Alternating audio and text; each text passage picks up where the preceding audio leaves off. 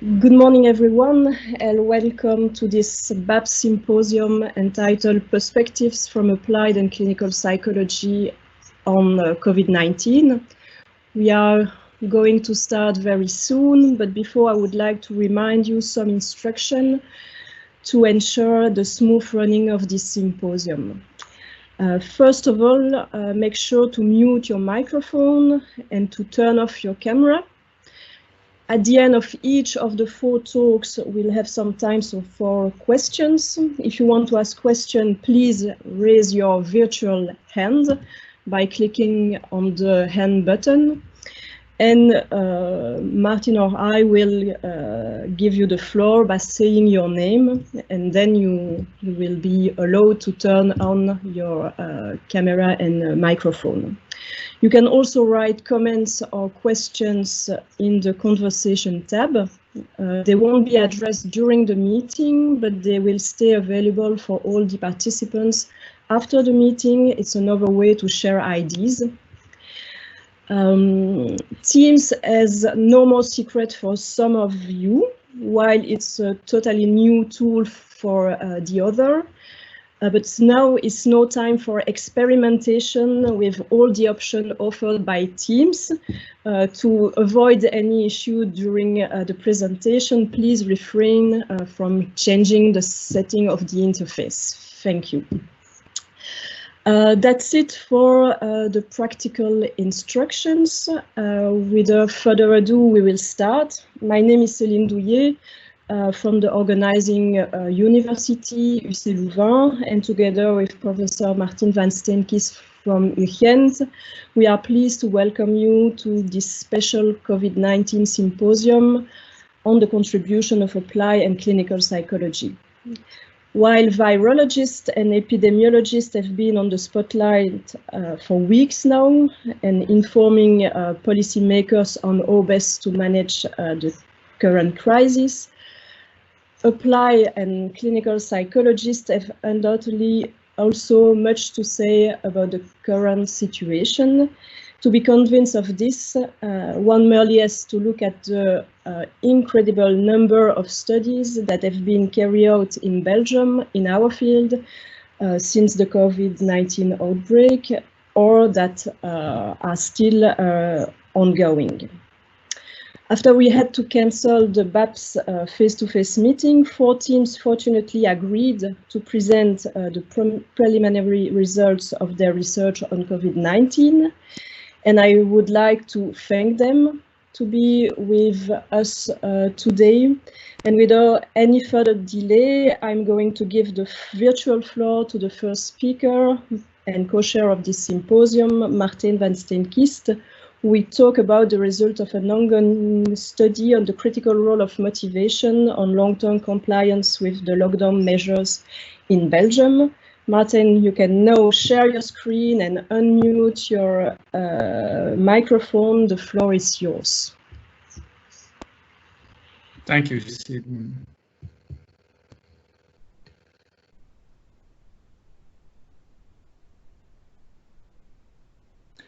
Do all of you see the screen? I've shared my slide set normally. Yes. Okay, so that will work. I'm very excited to be part of this symposium because I think it's a very critical topic that all of us gather and talk and exchange ideas about, indeed, how we can deal with this lockdown crisis, with this corona crisis these days. We have been focusing on the topic of motivation and how we actually can promote or foster voluntary motivation in citizens so that people continue to persist in adhering to the measures. And this is a study which has been going on for quite some time now. We have daily assessments of motivation over the past 60 days. And so I'm really excited to share some of these initial findings with you. All of you know that the government has introduced a number of fairly intrusive but very important measures which are not always that easy to comply with, because complying in this case is effortful for a number of reasons. I think first observation is that the measures require us to deviate from our daily living style. We need to reorganize ourselves, and it involves a clear rupture. For instance, avoiding social contact is not that easy at all, And so to some extent, the measures are indeed readiness thwarting or autonomy thwarting. A second observation is that, well, people find it more and more difficult to keep on following the measures, although persistence is required, even when now in this moment we are moving towards a phase of exit, of relaxation of measures. Still, we need to be wearing masks, for instance, to keep physical distance. And so we are moving to a phase of habit formation. And the question is, how can we develop these new habits in an efficient way, and what is the role of motivation in this case? I'm personally a motivational psychologist, motivation developmental psychologist, and from a self-determination theory perspective, we very much emphasize the importance of high quality motivation. It's critical that people fully endorse the measures and are fully committed to adhere to them. Because in this way, they may persist over longer periods of time. And of course, it's also the case that, well, the government is not watching us all the time. There is no or limited possibilities for monitoring or sanctioning. For instance, washing hands, it's a personal decision for you at home, at the workplace. Nobody is watching you, so you need to be self-initiating these activities. And in this respect, I think this illustrates or highlights once more the importance of those more willing or voluntary forms of motivation. Now, from a self-determination theory perspective, well, we adopt a fairly differentiated viewpoint towards motivation. And so in our questionnaires, we have been asking participants, why are you adhering to the corona measures? What are your reasons for doing so? And one kind of type of motivation is people feel pressured to do so because, for instance, I would be sanctioned otherwise. At some point, police officers were indeed giving tickets. Others may also criticize you.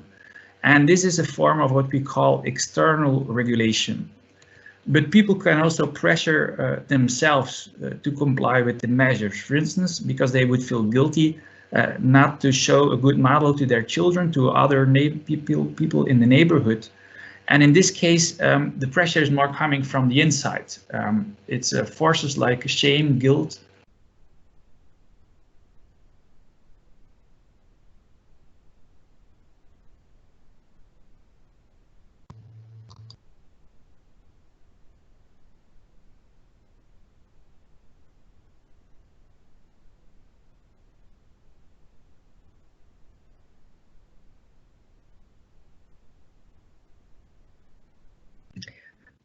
Sorry, Maarten, your microphone is mute.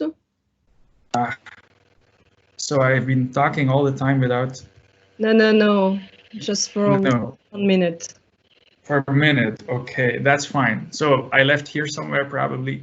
So what is critical indeed is that people are volitionally motivated to follow the measures, so they see the value.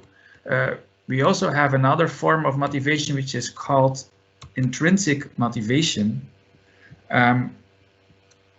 but intrinsic motivation does not apply in this case. Little people or few people find it interesting to follow the measures, but what you have here is a process of increasing ownership and commitment.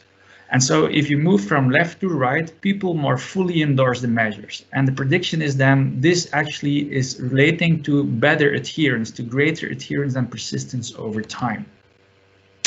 And studies in different kinds of contexts, healthcare, dental hygiene, sport participation, and so on, have shown the added value of autonomous forms of motivation for people's persistence, but also for the generalization of our behavior across contexts and spreading our behavior across different kinds of behavior. For instance, now we are asked to wear masks, or we are asked to disclose personal information to contact tracers. Well, the likelihood of doing so may be more higher for those who are autonomously motivated to begin with. And so in this framework, it's also argued you can foster these forms of ownership. That is by adopting a more autonomy supportive and structuring communication style. What is actually going to undermine people's motivation is control and chaos. And in this respect, this serves more as a compass. So there is a desirable direction here in where we need to move to and how we need to communicate to foster long-term adherence in this case. We have been collecting data in over the past 2 months on a daily basis since March 19th. In total, almost 45,000 people participated, with new cohorts being participating every day. The sample is not representative for the Belgian population, but it's more female oriented, somewhat more highly educated. And you see, for instance, about 70% of the people are living together. The data were collected either through Facebook, our own network, but also through the media, because the study was picked up quite a bit in the media, and in this way new participants were actually participating on a day-to-day basis. So we had 3 questions. One is predictive validity. Which type of motivation does predict citizens' adherence to the measures? A second question is, how does internalized motivation, how does this ownership and this commitment evolve over time, starting from the beginning of the lockdown till last week when we actually stopped the daily measurement? And which type of communication style fosters internalized motivation? So this is an overview of the measures which were taken on a daily basis. The reliabilities were satisfying. We had a self-report measure of adherence to the measures. We have measures of both motivation and then motivating communication styles, as you can see here. What is the first question? So we looked at the role of the different motivations in predicting adherence. And so what you see here is the correlations between the extent to which people feel externally pressured, internally pressured or interjected, and then identify more with the importance, so the full form of ownership there. And you see, as you move along the continuum, the correlates change from being negative in the case of external regulation to fairly strongly positive in the case of identified regulation. I contrast these correlates with anxiety, which was in our case not related or only minimally related to self-reported adherence. We also had a measure of defiance, and you see there a similar pattern that shifts as you move along the continuum of increasing self-determination. Then in a set of regression analysis controlling for all kinds of socio-demographics and also anxiety, you see a similar pattern with especially identified regulation being important to predict self-reported adherence. The second question was, how does internalized motivation now shift across the semi-lockdown period? And in order to get an idea here of motivational ownership and commitment, we actually created percentages. If people had a score of 4 or plus on a 5-point Likert scale, well, they were said to be high in motivational ownership and commitment. And so this graph actually shows the ups and downs in our motivational commitment across the entire period from March 19th till last week. The first observation is you see a general decline of the motivational commitment of the population, with 81% being initially highly committed, volitionally committed, till 53% last week, so 1 out of 2. A second observation is that there are drops. There are fluctuations, and one moment where you see a drop in the motivation commitment of the population is actually on a moment that the National Security Council is giving a press communication. So on the moment they communicate, for instance, about the possibility that people could actually visit the elderly homes, well, the days after it dropped from 74% to 60%. I don't think that this measure, although well meant, was actually accepted by, for instance, the caregivers or was even needed by the population. So you see on that moment, because of the lack of participation in the decision process, people lose their motivation. A second moment where you see a further drop was on the moment we had the historical press communication with a PowerPoint, which was confusing and very factual, not very inspiring. And on that moment, you see a further drop of 9%, although, and that's important to highlight, that there was positive news to be announced. So in spite of the positive news, there was not an increase observable in motivational commitment of the population. A third observation we have is that you see that on certain moments, you see an increase in motivation. And the increase often comes with relaxations in the measures. One example of this is here. During Eastern vacation at some point, we were allowed, or elderly were allowed, to sit on a bench in the park. This led to a small increase, a boost in motivation, which was not lasting. You can see again that it drops further down. On another moment, they confirmed relaxations, like we could go back to work, or certain groups of people, the schools would reopen, or certain groups of children could go back to school. This also led to an increase, a short-lived increase in motivation. And there was Mother Day and the possibility to gather with other people. You could again see a boost in motivation.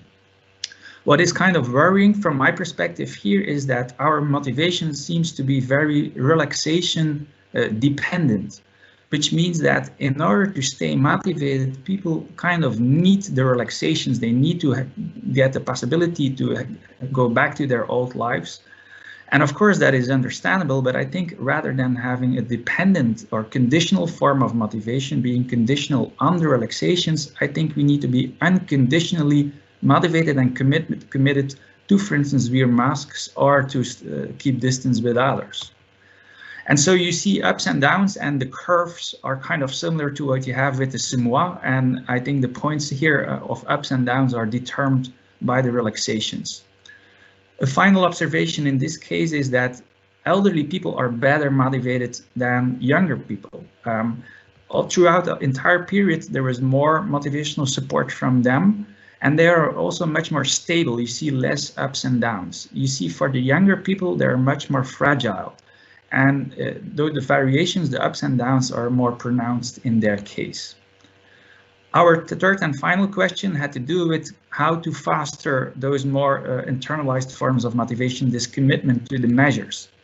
And what you see here is we assessed actually our compass, the different styles in the compass. Chaos, autonomy, support, control, and structure were assessed.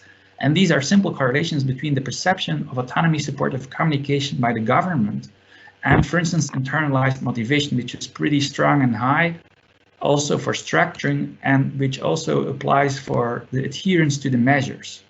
When instead the government was perceived to be controlling, for instance, anxiety-inducing, paternalistic, not involving the community, well, you saw more external forms of motivation showing up and less adherence. Now, one particular issue that came up in the media also is, what about those motivationally vulnerable groups? Who would we manage to actually convince those groups by being more controlling? For instance, by inducing anxiety, would that be helpful for them? So in person-centered analysis, we actually identified different groups of individuals. And I only want to highlight this fourth group here, which is a group which is high in external motivation and low in identified. So it's a vulnerable group because they are poorly motivated. And what you see in this case is that this is the interaction between the group you belong to and your defiance against the measures as a function of the extent to which you perceive the government to be using a controlling communication style. And what you see here is that for those who are in the poor quality motivation group, using a controlling style is actually backfiring. It elicits, in their case, more defiance. So they feel additionally pressured, and rather than complying with the measures, they actually defy them because it's like oil on fire. What is helpful for them is a more autonomy supportive style. You see the red line also, the red line where in the case they perceive the government to be autonomy supportive in their communication, they benefit more in terms of this, in this case, adherence to the measures. So I think this is pretty interesting because it suggests that even the poorly motivated may actually benefit from those more motivating communication styles. So this leads me to the conclusions. I think the findings show that quality of motivation matters. It's not just that a population needs to be motivated, but particular types of motivation are desirable. That is this form of internalized motivation, which is actually going down throughout the semi-lockdown. On a moment the government announces relaxations, then you see an increase or a boost, which is short-lived and worrying because it suggests motivational dependency on the relaxations rather than an unconditional acceptance of the measures. Elderly are better off, they are unconditionally committed. the communication style by the National Security Council has a strong relationship with citizens' motivation and persistence, and the use of a controlling style adds oil to the fire among the motivationally vulnerable individuals. We have been writing up reports on this ongoing study over the past now 8 weeks on a week-to-week basis, and have been in contact with the crisis center directly informing them. For instance, we made up a checklist of how to communicate, and now they are going to use some of this advice in communicating to the local governments.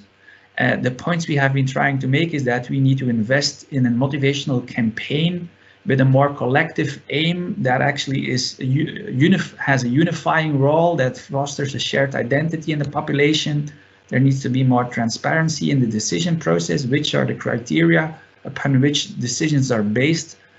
What are the critical targets we need to move to? So people, like in a marathon, this is the marathon metaphor we have been using. You have specific targets you want to move to. The targets are not always that clear.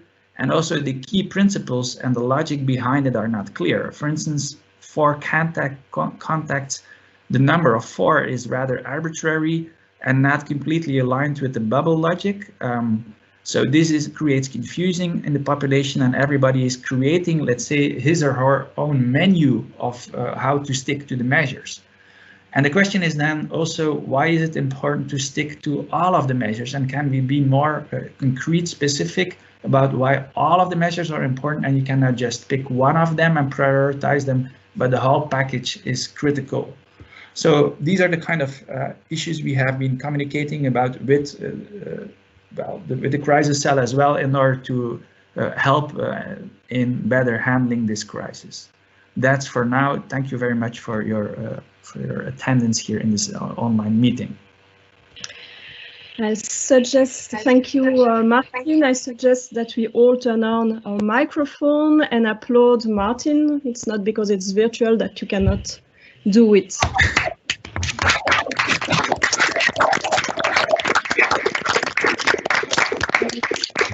Now we have time for a question or two. If you have a question, do not hesitate to click on the hand button, and we will give you the floor. Does anyone has a question for Maarten? Okay, Eva. Hi, Maarten. I was wondering, with your observation number 4, how old the older adults were on average? Well, they were on average, I think they were 50 years in the total group. We had subgroups with even people up to 85, 90 years old. So the average in the oldest group, I don't know, but it was a substantial group. If that is your concern, that maybe they wouldn't have enough access to, for instance, the online questionnaire. I think in total we had 10 or 1/3 of the population was above 55, and I think 1/5 or 1/6 about 70, above 70 years old. All right, thank you so much.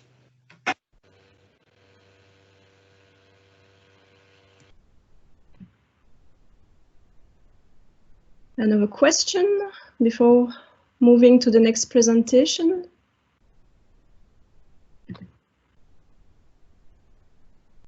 I have a small question. Yeah, go ahead. Thank you very much for a very clear presentation, very inspiring as well. A lot of work being done. I just have one question about the motivation, and of course I'm not an expert, but what is the interaction between the external motivating factors such as incentives and the intrinsic motivation? Can the one boost the other one, or are they really independent? It's a very important question. If you talk about incentives, for instance, material incentives or rewards, we didn't assess those in this case, but we used like the threats of punishments, with sanctions, but also anxiety induction. And what you see in the data is, well, that actually undermines people's more willing commitment to the measures. It does not foster it. So it's not the case that the continuum is like, let's say, a sequential model where you can start with external motivation and then move on. It's better to directly foster internalized motivation. So it's not a stepping stone model in that respect. And being autonomy supportive and well structured is very clear, and structure involves indeed being very clear about the guidelines, what is requested, but also giving feedback about how the population is doing so. And then the why component is very critical. Why are these measures important from an autonomy supportive perspective? But I would not recommend putting pressure on people, which is sometimes maybe what you hear in the media, that in order to convince the poorly motivated, you need the pressure. I would doubt that. Yeah, but it's not talking about pressure, but more as encouragements and incentives and okay. rewards. Right. Sorry, then encouragement would be very critical and would be a part of structure indeed, because then you build competence in individuals. Because they feel they build confidence that they can actually manage the measures, that they can keep up with it. So indeed, boosting the confidence of the population and being very positive and encouraging would be an important part of motivating communication. Thank you very much, Maarten. Thank you for your question. Thank you, Maarten. Thank you again for your inspiring talk. I hope that our government will take into account those results.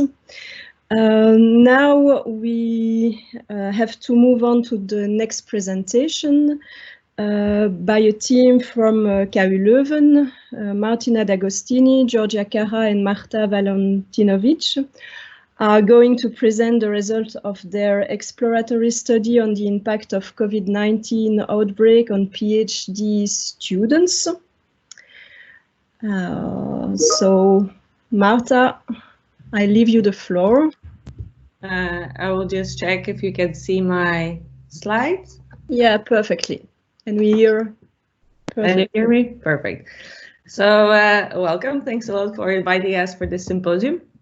So in today's presentation, we would like to show the preliminary results of our study that examined the impact of the coronavirus and the lockdown on the PhD students in Belgium. And as you mentioned, it's done in a collaboration with Martina, Georgia, myself, and Johan.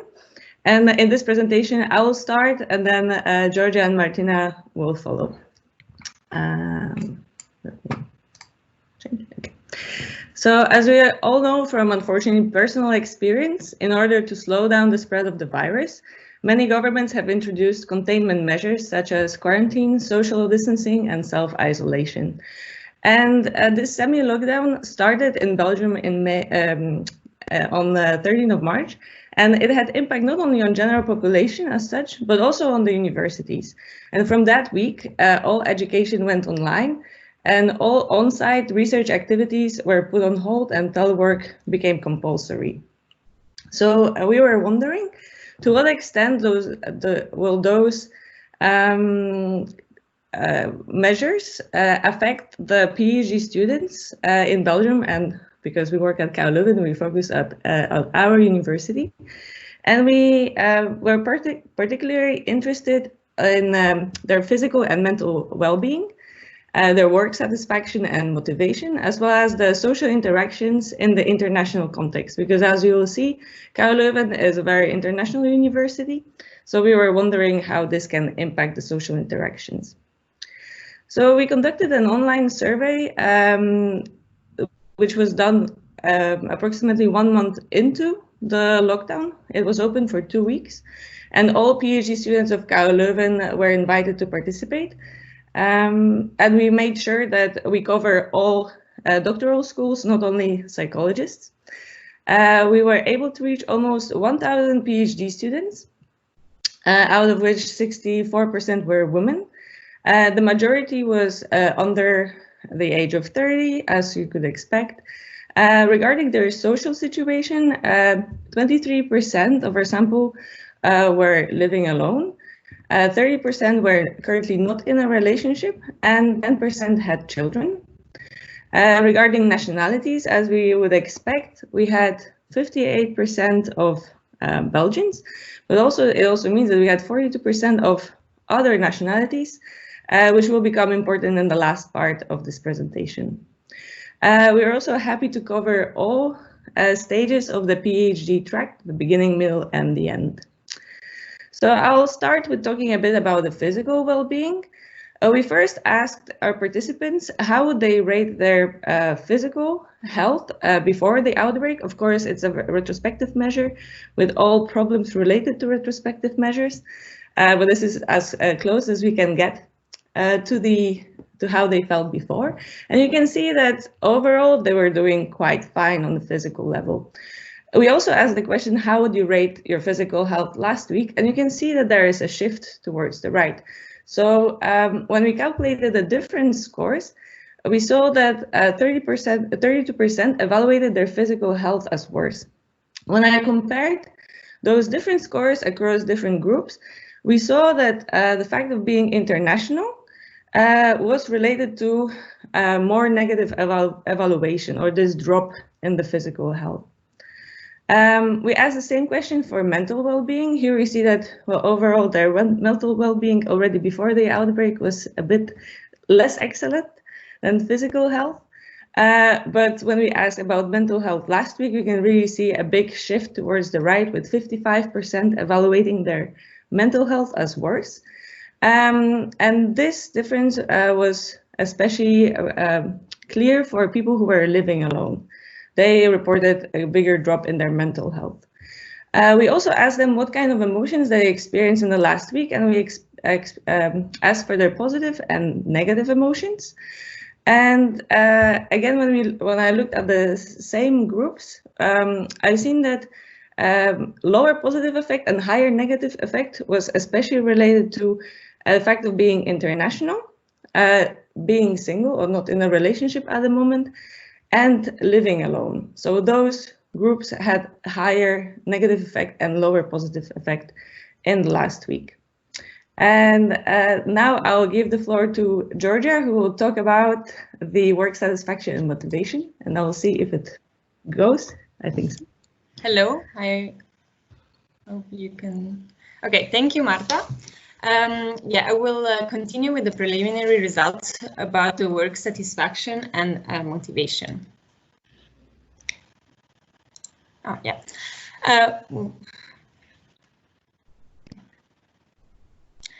Okay, first of all, we want to assess which of the research activities were most affected by the COVID-19 restrictions. And we saw that the top 4 research activities were setting up experiments. 46% of the respondents chose this answer. Data collection for 58% of the respondents chosen this answer. Attendance to or organization of conferences chosen by the 59% of the respondents, and access to facilities or resources chosen by the 45% of the respondents. We also assessed the self-reported work motivation of the past week when compared to before the outbreak. On the x-axis, you see the percentage of respondents that chosen that answer, and we saw that 61% of the respondents reported worse motivation at work than before the COVID-19 restrictions. We also, we stratified it for the mental health of the respondents. So in red is indicated poor or fair mental health, while in green the very good or excellent mental health. And we could observe that respondents who reported worse motivation at work also reported more frequently poor or fair mental health, and vice versa. We stratified it also for the contact with the promoter. Less contact with the promoter is represented in red and more contact with the promoter in green. And we could observe that respondents who reported worse motivation at work also reported more frequently less contact with the promoter. But the percentages of respondents who of more contact with the promoter did not vary between worse and better motivation at work. We also assessed the work satisfactions of the respondents compared to before the outbreak, and we could observe that 68% of the respondents reported worse work satisfaction. When stratified for the mental health, we could observe that respondents who reported worse mental health also reported more frequently. Worse work satisfaction also reported more frequently poor or fair mental health, while the percentages of respondents who reported very good or excellent mental health also varied. And for the work satisfaction in stratified for the contact with the promoter, we could observe that respondents who reported worse work satisfaction also reported more frequently less contact with the promoter, and that the percentages of respondents who had more contact with the promoter did not vary between worse and better work satisfaction. With this, I pass the floor to Martina. Hi. So we live together. That's why we are shifting. Another objective of the project was also to check whether coronavirus actually had an impact on the social interaction in the workplace. And in particular, we were interested whether there were some differences as a function of nationality. As Marta said, in fact, Leuven is a particularly international environment, and around 50% of the PhD population is in fact international. But given the brevity of the presentation, we are going to focus only on one dimension that we assessed. In particular, we asked our participants whether since the beginning of their break they have received any joke about coronavirus and their nationality by a person of another nationality. And what we can see is that around 18% of internationals actually received jokes compared to 5% of Belgians. And then we wanted also to check how these jokes actually were perceived, what they felt about it. And what is interesting is that actually the international tended to perceive this joke much more as unpleasant compared to the Belgians, as you can see by this blue spot. But then we wanted also to check whether there were some differences in nationalities, and we focus on those nationalities that had at least 20 responders, so Spain, Germany, Italy, and Netherlands. And here I think the results are quite striking, because we can see that actually Italian PhD students were the ones who received most jokes, so around 45%, and the majority of them actually said that these jokes were perceived as unpleasant. And this is quite interesting, mostly if we compare it, for instance, with German PhD students who received much less jokes, and most of them were actually perceived as pleasant. But then we were also interested to check whether the PhD students thought that the other was intentionally meaning to hurt them, to make them feel unpleasant. And what is interesting, and in a way also positive, is that most of them, 60%, thought that the other person was not intentional, which I think it's quite nice, because it means that we cannot really categorize these jokes as being racist, but more as a tension that is appearing in this moment because of the coronavirus, which this tension is more related to the nationality identity. But we might interpret this as more something temporarily, that as soon as the coronavirus will go away, also these tensions are going to go away with the coronavirus. But of course, although these unpleasant jokes were not intentional, still had an effect, because as we can see here, 40%, 45% of these jokes, unpleasant jokes, actually reduced the social interactions. So 45% of PhD students who received these jokes actually tended to have less contact with their colleagues. So now we are almost in the end of our presentation, and we would like to give you a few tips in how to interact with your PhD colleagues, PhD students colleagues. And the first one is to, let's go to the next one. Yeah. The first one is actually to pay particular attention to those PhD students that are international or live alone, and if you know also about their relationship also that are single, and because they might have lower well-being, but also in the interaction between promoter and PhD students would be very important also to try to at least not reduce the interactions with them, because this might lead to might be associated with less satisfaction and less motivation. So both promoter and PhD student might really try to pay attention to keep contact between each other. And also we would like advise you to also to pay attention to your international colleagues and maybe try to avoid or to pay attention how you formulate the jokes that might regard their nationality and coronavirus, because sometimes these jokes might be perceived as more unpleasant, actually reduce their contact with the other colleagues, and this might even more in a second turn actually impact their well-being. So actually we are done with our presentation, and we really thank you for hosting us in this symposium. And if you have any question, feel free to ask. Okay, thank you. As previously, I suggest to turn on our microphone and upload our key speakers.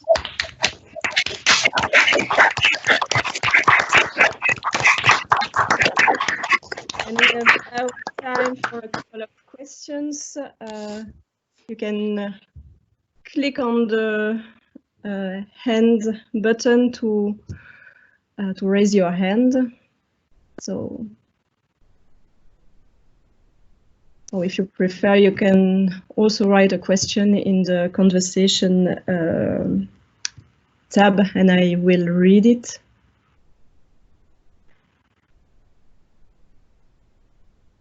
Has anyone have a question?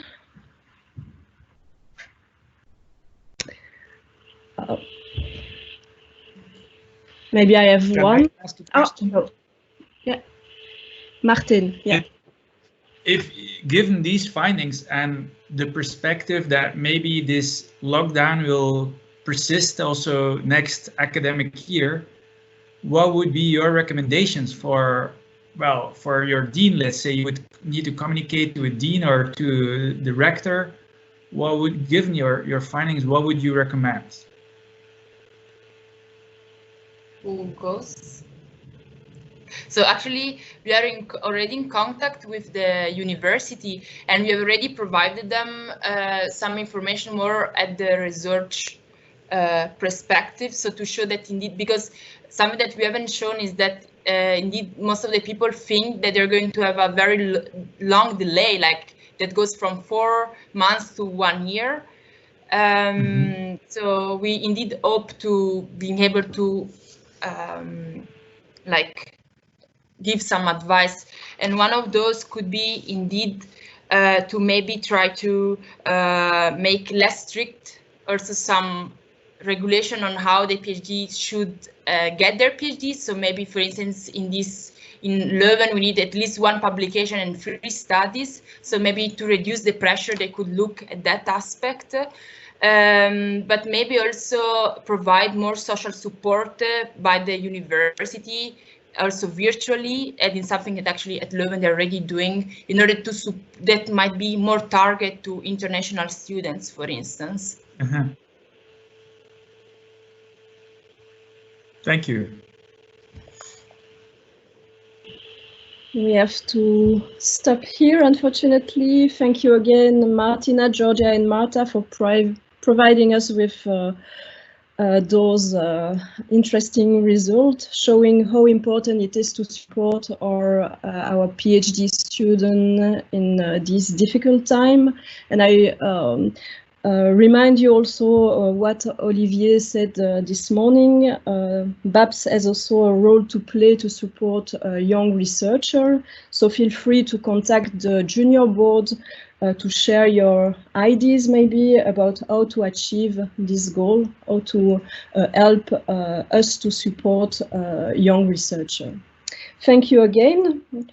Now we will move on to our next presenter, Arthur Baps from UC Louvain, who will talk about a study conducted with colleagues on changes in alcohol consumption during the COVID-19 lockdown. Arthur, the virtual floor is yours. Okay, thank you. Can everyone see the slides? Yeah. Okay, perfect. Yes. So good morning, everyone, and thank you for being here. In this talk, I'm going to present you the preliminary results we obtained from a study we conducted with the aim of assessing the impacts of the global COVID-19 situation on alcohol consumption and to identify potential predictors of these changes with a particular focus on contextual and psychological factors. But before delving into the study and into the results in a bit more detail, I'm going to start by explaining why the question of alcohol consumption is important to consider, and especially under the current circumstances, and what could be expected in terms of changes based on past research and theory. So why is the question important? Obviously, excessive alcohol consumption is never something good or something that should be promoted, but there are several aspects that make it especially harmful under the current COVID-19 circumstances. One of these aspects is that excessive alcohol use is known to weaken the immune system, and therefore it increases the likelihood for individuals to get infected by the coronavirus, and it also decreases their ability to fight it off properly, and therefore they're at higher risk of developing acute symptoms such as acute respiratory distress. Another important aspect is that excessive alcohol consumption is known to exacerbate psychological distress in the mid to long term, and this is especially relevant for those who might want to use alcohol as a way to self-medicate, because it can lead to a dangerous vicious cycle in which individuals initially consume in order to get better, eventually end up getting worse, and therefore increase their consumption. So in a situation that is arguably pretty stressful by itself, adding excessive alcohol consumption on top of that is likely to have pretty negative consequences in terms of mental health. A third reason is that excessive alcohol use is also known to increase the number of preventable hospitalizations that are either caused by injuries to the self or injuries inflicted upon others. And what this means is that excessive alcohol use may place an additional and fairly unnecessary burden on health systems that are already overwhelmed. So what is clear from this is that excessive alcohol use in the specific circumstances of the COVID-19 may very well lead to negative consequences, both for individuals who consume and for society at large. So we've established that the question is important. Another important question is what could be reasonably expected. Well, experts in the field envisage two possible scenarios. One scenario predicts increase in stress in reaction to increases in alcohol consumption, in response to the massive stress that is likely to be generated by the global situation. But there is also the inverse scenario, and some have predicted strong decreases in alcohol consumption as a result of reductions in the accessibility of alcohol. And this reduced accessibility may be due to financial reasons. For example, if I have lost my job, or if my revenues have been cut down due to the crisis, or they might also be caused by more physical reasons, such as the pub I used to go to closed, or there was a disruption in public transport. So what we can see from that is that it is quite consensual that the situation is thought to have important impacts on alcohol consumption, but the magnitude of these effects and the direction of the change is quite uncertain, and that is why we conducted our study. A little bit about the method. We adopted a cross-sectional online survey design, and the link to the survey was disseminated openly via social media, university press, and national press, and people could complete the survey between the 1st of April and the 3rd of May. We managed to gather somewhat about 11,000 responses, among which we could keep only a little bit more than 7,700 complete and clean responses. An important thing to say, I think, is that we used survey weights in order to increase the representativeness of our sample. So basically what we did was we attributed very small weights to those individuals who were overrepresented in our sample, for example, students, and we used very high weights for individuals who were less well represented, such as older adults or those who were less well educated. In terms of our measures, our primary outcome was the number of drinks consumed each day, both during a typical week and since lockdown onset. So basically participants saw something like this and they had to fill the boxes with the number of drinks they consumed at each occasion. And we were primarily interested in the difference between these two scores. We also measured a series of additional variables with the aim of identifying relevant predictors, and we focused on contextual variables. Here we measured the number of cohabitants, whether or not people had access to the outside, whether they lived in the city or on the countryside, and whether they perceived alcohol as less accessible than before or more accessible than before. Also asked participants to what extent they felt stressed by a series of aspects that were specific to the COVID-19 situation, such as the fear of getting infected by the COVID, the fear of infecting others, or the possibility that one might lose revenue. And finally, we assessed motivations of participants to drink during the lockdown. And for that, we used the drinking motives questionnaire, which is a well-validated instrument that measures 4 possible motives: social order, which is using alcohol as a social lubricant; conformity motives, which is drinking in order to avoid peer rejection; enhancement, drinking in order to feel positive emotions; and coping, which is drinking in order to avoid negative emotions. So this was a bit a gross overview of our method, and now let's move on to the results. So here you can see the percentage of respondents who reported an increase in alcohol consumption, a decrease, or no change at all. And what we can see from this figure is that indeed the COVID-19 situation had quite an important effect on alcohol consumption, because more than 60% of the sample reported having changed its consumption. But we can also see that there was no prevailing pattern of change, because the percentage of participants who reported a decrease was roughly equivalent to those who reported an increase. Another interesting finding is that actually the most prevalent pattern of change in our sample was actually no change at all. When we look at it in terms of the number of alcohol units consumed before the lockdown and during the lockdown, we can see that those who increased their consumption did so by an average of about 6 drinks, and those who decreased their consumption did so by an average of 9 drinks. So there is a difference in terms of the magnitude of change among those who decrease and those who increase, which when we look at the sample overall led to a slight yet significant decrease in alcohol consumption overall. In terms of predictors, here I report the variables that were found to be the most strongly associated with increases in alcohol consumption. And among contextual variables, the perceived accessibility of alcohol was a strong predictor, so that people who perceived alcohol as more accessible than before increased their consumption, and those who perceived it as less accessible decreased their consumption.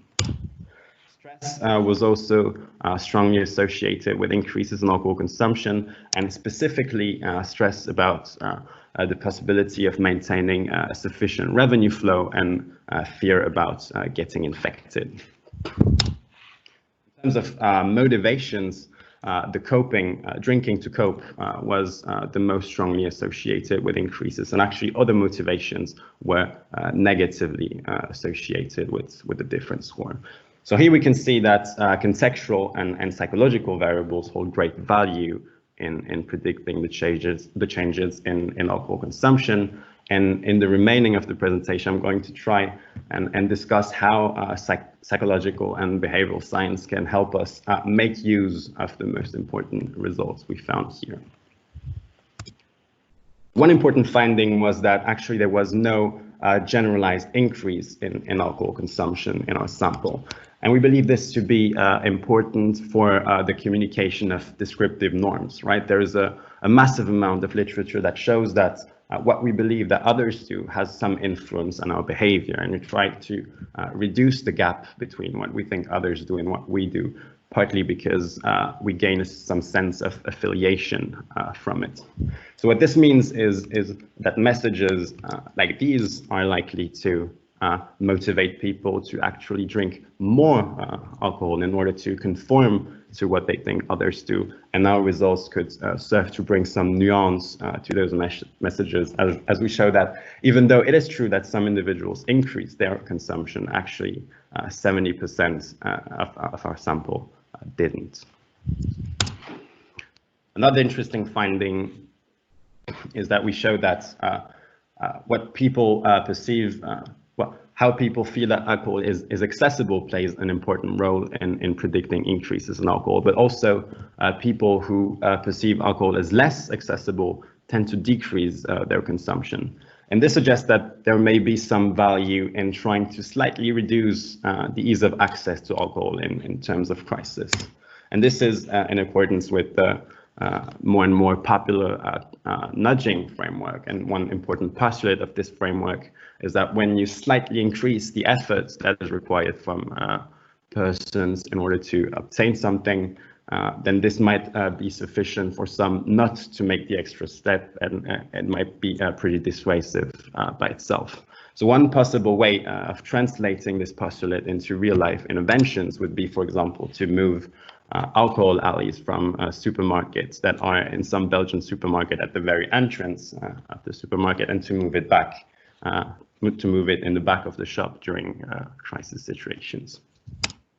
And of course, a final important finding was that stress and drinking to cope motivations were among the most powerful predictors of increases in alcohol. And this suggests that there is a strong need to massively communicate about the ineffectiveness of drinking alcohol as a coping strategy, as we have discussed before. And there is also a strong need to propose alternatives to people, to propose them adaptive coping strategies that can be easily implemented in times of lockdown, such as practicing mindfulness meditation, going out for a walk, or getting in contact with family and friends. And this study shows that doing exactly that was already effective in decreasing alcohol intake among college students. So these are examples of how psychology can be useful to reduce alcohol intake among those at risk.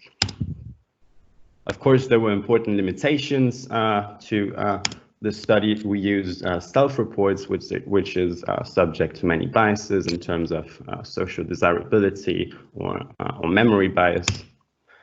We did not differentiate between people who responded early on during the lockdown and people who responded at a later stage. And arguably, there is a link between the duration of the lockdown and the impact of alcohol consumption, but we didn't check that. And also, we may have been limited in our access to the populations that were most vulnerable, such as people with severe alcohol use disorders. Thank you. Thank you, Arthur. And now we all are allowed to turn on our microphone to applaud Arthur.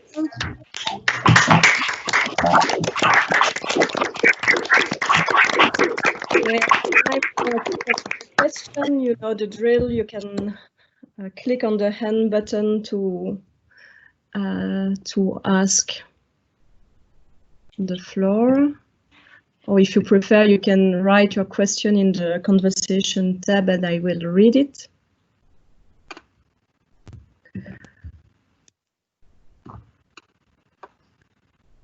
Does anyone has a question for Arthur?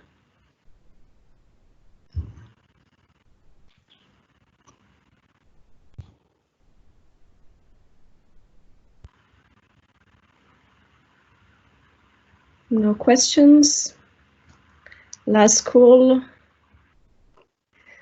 So if you are shy, do not hesitate to write your answer on the conversation tab, and Arthur will be able to answer after the meeting. Okay. Now, thank you again, Arthur, for the nuanced approach to this topic that has attracted a lot of attention in the media. So it's also important to put the stress on the need of attention to mental health in general, and not only on alcohol consumption. And finally, I will give the floor to Tom van Daal from Thomas More, who will present the Belgian results of a survey by the FPA project group on e-health. This survey is about the online consultations by mental health care professionals during the COVID-19 pandemic. Tom, the floor is yours. All right, thank you very much. I hope you can hear me quite clear now. If not, be sure to let me know. Thank you very much for the invitation. I'd like to share with you some preliminary results concerning online consultations done by Belgian mental health care professionals during and especially at the early beginning of the COVID-19 pandemic. And this is a joint effort by myself, Sylvie, Eva, Sam and Nele from Thomas More, and Angelique Belmont from FPA, the European Federation of Psychologists Associations. So to start off, in case you don't already know, the use of digital mental health, sometimes also labeled e-mental health, is actually quite limited in clinical practice. And obviously, COVID-19 did a lot of bad things, but in terms of using technology within mental health care, it actually did quite a good thing, we assume, as the sudden lack of physical contact and the restraints that were imposed on mental health care practitioners to no longer, for example, meet up face-to-face with their clients, forced them to explore alternatives. And at some point, some of them started doing walking therapy, for example, in which they would walk alongside their clients. But a lot of them actually first looked at technology, in particular, online video consultations, which are only one part of e-mental health, a small part, and somewhat under-investigated part actually as well, because we never thought it was something all too interesting to look into. But it did appear to be the best thing to offer short-term support to those in need.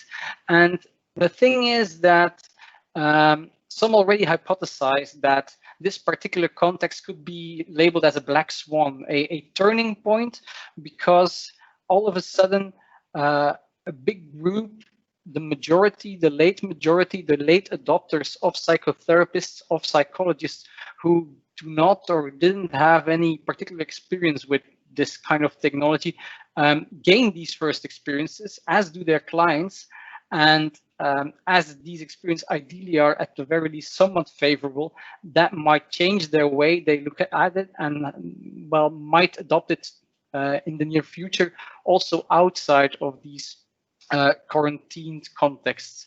And so I think it was somewhere mid-March we decided with FPA, with the European Federation, to look within the EU and actually also slightly broader to the uptake of these online consultations. And we obtained, I think, somewhere around 8,500 participants, all of them mental health care professionals. At the moment, I can only present you the preliminary results as we're still in the midst of going through all of them in detail. But I'll focus primarily on the Belgian context, as this is most relevant, I assume, for BAPS as well. And there were three main questions. To go or not to go, meaning which mental health care professionals decided to go online and who didn't go online. If they went online, how did they experience that online environment and that interaction? And also, what role or does the organization in which mental health care practitioner is active seem to play a role? So if we take a first look at the group as a whole, we had 556 Belgian participants in the data set, and the overall majority were psychologists. And the striking finding is that 23% had some experience with online consultations, and you can really look at that very broadly. That meant that at the very least, they once upon during their professional career, they did a Skype session, for example, with a patient. But that also actually means that over 75%, 3/4, had never done such a thing.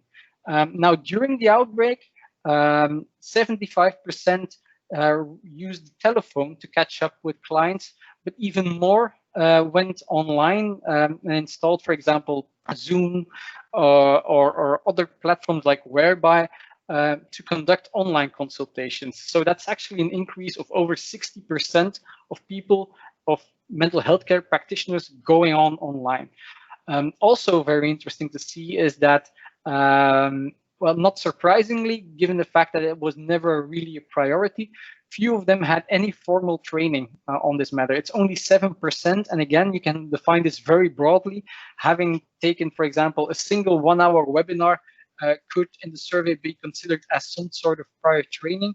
So most of them actually took a leap here, and they went outside of their comfort zone.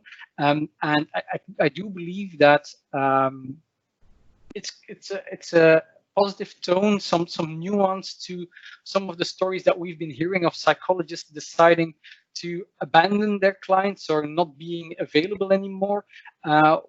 What this kind of preliminary data tells us is that they did do efforts and they did try to reach out their clients, and they did try to circumvene the different quarantine measures imposed that restricted what they could do as mental health care professional. So when we looked at the main reasons why they opted for these kind of tools, those who actually relied on the online consultation, so 484 mental health care professionals said that, well, on the one hand, they thought it was a necessity from a public health perspective. You want to provide continuity of care, for example, and also you don't want to physically meet up with patients. And on the other hand, they really wanted to be available for their individual clients who could not attend or who could not meet up for any reason whatsoever, either because they couldn't make or were not allowed to go to them, or their situation at home did not allow them to, for example, leave their kids alone to meet up with their therapist. So those of the mental health care professionals not making use of online consultations said, well, they perceived a lack of effectiveness of the method. Their clients weren't interested, or they simply didn't, for example, have the webcam, or they weren't sure which software to use in order to do these consultations from a practical point of view.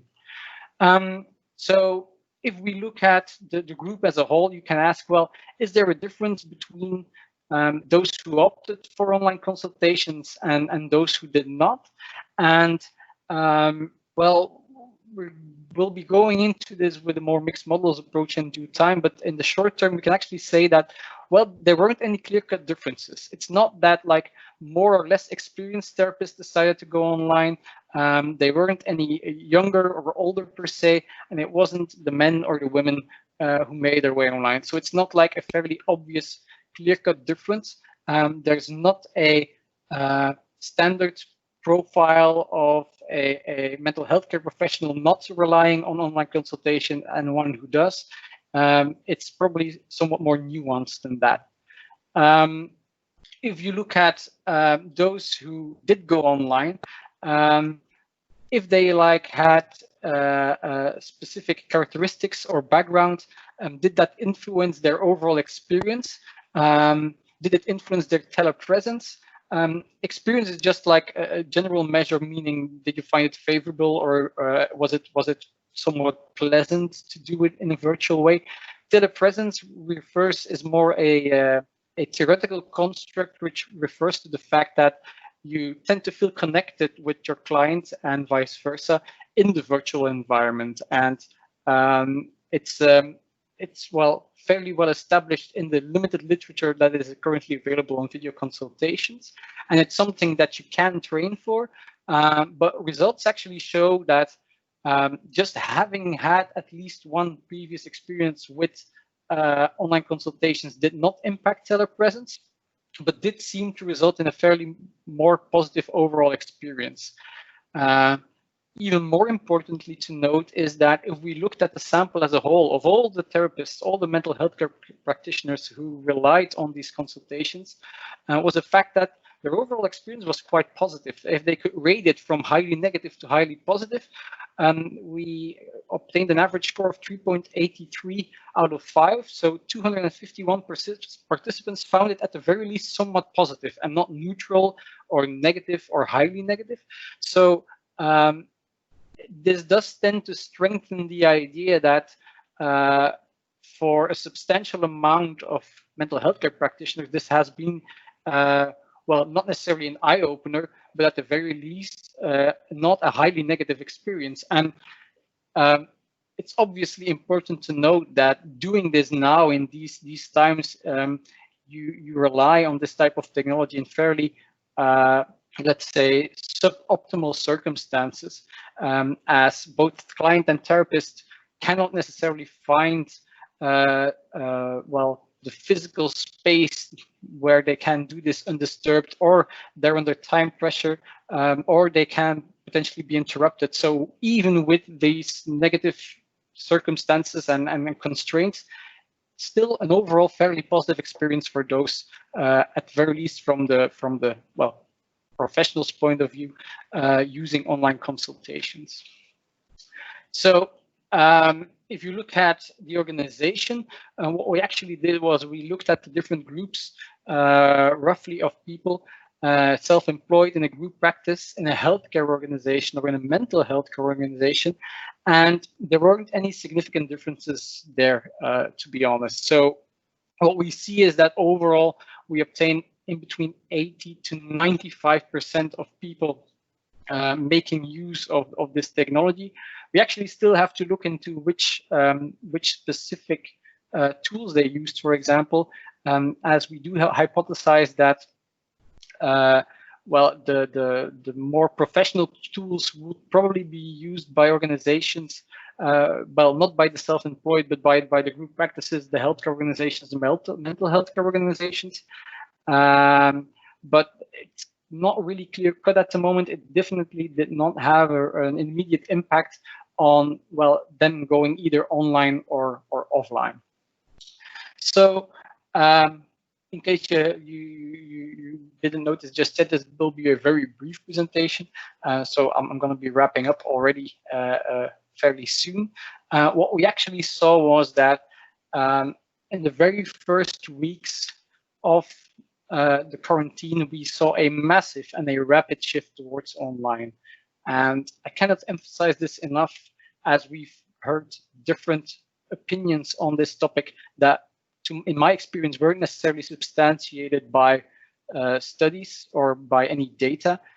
We do know from Cienzano, for example, that a lot of clients and patients were not able to meet up with their therapist. But what this data tends to tell me at the moment is that that was not necessarily, and definitely not solely, caused by therapists no longer trying to reach out to their clients. They actually went online and they tried to create suboptimal, obviously, but they still they try to create circumstances for the consultations to continue. Looking at the profile, it's important to note that at the moment we don't really see a very clear-cut difference of highly engaged professionals who go online and interact with their clients and those who do not. It's not that you can label a prototypical online professional and an offline one. And what we're very interested in now is to go into more detail to look at if we can find additional patterns and insights, and obviously also see how this compares to the broader European context, because we have, for example, a lot of data from Italy, where, well, and some of the other countries where there was a far greater need even for given the prolonged periods of time of quarantine measures there, and see how that compares to our context. So finally, what I wanted to share with you is that one of the other questions that we asked, and which is qualitative data, so it takes a lot of time to process, but because we as Belgians took a lead on this study, we first took the Belgian data to kind of probe for recurrent themes for the European sample as a whole, is that we also asked for particular questions and concerns that psychologists and other mental health care professionals might have. And these are some of the most recurrent ones. So effectiveness, whether it suits their therapeutic background, how to get a stable connection, which software platforms, payments, these kind of questions were most recurrent. And you can actually find not only the questions, but also some preliminary answers also based on literature on the website of EFPA with the link provided on the top of the slide. And what we do try to do is to continue, getting these results and this information back to government and also to national associations in the hopes of, at the very least, improving current practice and ideally also to, be better prepared for whatever might come next. So in conclusion, I would like to thank you for your attention. We were very happy that we were able to share this with you. It's a very quick and rough analysis. I kind of think that was somewhat implied given the short-term time that we had to prepare for this, but I hope you found it insightful nonetheless. Thank you very much. Thank you, Tom. And for the last time, please put your microphone back on to yourself.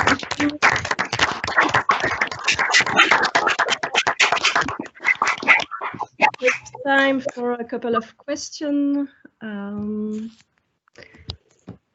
Does anyone have a question? Click on the hand button or write it on the conversation tab. I'm looking.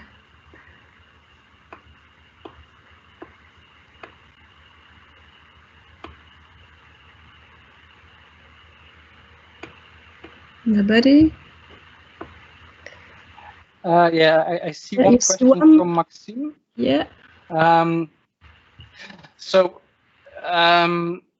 Going online, whether or not it has an impact on the effectiveness of therapy. So the thing is that there's quite a body of evidence saying that you can fairly effectively, even equally effectively, do online video consultations.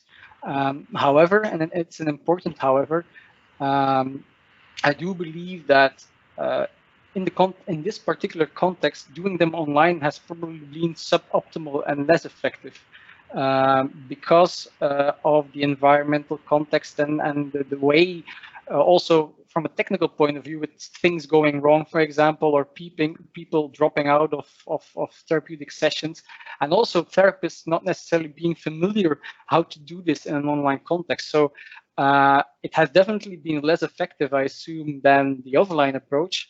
But the reason why I'm still favorable towards it is that there was no alternative. It wasn't possible initially to do this, or it was possible to some extent, but especially in the early weeks when we didn't have a clue about how contagious this was and how it would spread and who would be gravely affected and who wouldn't,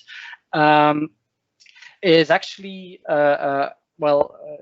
one I think of the main reasons why going online was probably the best thing to do, at the very least better than doing nothing. So we haven't asked them just yet if they are going to continue. And most of the questions we asked, Sabrina is asking this, most of the questions we asked were really on current usage and also intention to use in the short term. But I think somewhere in the next few months, together with the psychiatrists and several of the departments of psychology of the Belgian universities, will do a more thorough assessment, more of a looking back at things. And one of the key questions indeed will then be, looking back at this past experience, to what extent do you think this is something that you're going to be continuing to do? And that indeed would be the testing of the initial hypotheses. Will this indeed have been a black swan moment? My personal opinion is that it might not necessarily be. Some people have the idea that now we will enter a highly digitized context and a highly digitized mental health care landscape. But what I do hope is that we will see more pragmatic usage. Like, for example, opting for an online consultation when somebody, when one of the clients goes abroad or on a business trip, whereas I think most of the psychologists nowadays would say, well, we'll skip just one session, that they'll easier opt for an online consultation as an alternative. We have time for a last question from Amadeo, maybe, or Laetitia. Yeah.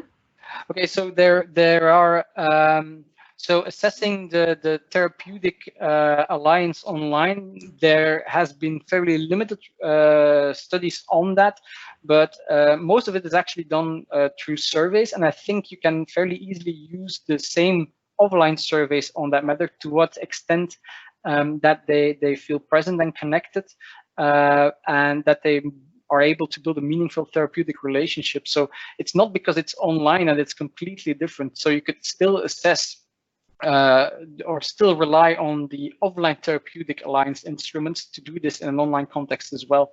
Just take into account, obviously, the fact that there are some limitations to an online environment nonetheless. So I hope this somewhat answers the question. Thank you. Yes, thank you for your answer. No problem.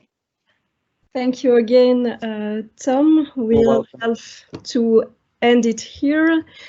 Many of us are therapists or are training therapists, so I'm convinced that those results will be of great help in meeting the challenges of online consultation, and it will also be interesting to have the point of view of clients on that issue. I will let know the co-chair of this symposium, Maarten Vansteenkiste, make some concluding remarks to end this clinical and applied psychology symposium. Well, I just wanted to express my enthusiasm for the diverse topics that all of you addressed. I think some of you focused on specific subgroups, populations, like the students, the clinical psychologists, and how they are dealing indeed with the current situation.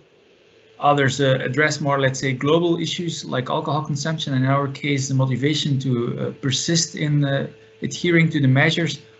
What I notice is in fact that a lot of researchers are very committed to help in this crisis, and we have actually been gathering with a number of faculty from diverse universities in a more informal way to actually create a task force, an informal task force to help advise the government and also the GIS. And I think what my experience has been in the past few weeks is that we try to write up very accessible reports of the work we do. I could send some of this to you if some of you are interested, but I think in order to communicate in a very efficient way, which we will try to do with this group, it is important to have, let's say, a number of key issues, key messages that you think are important to take into account.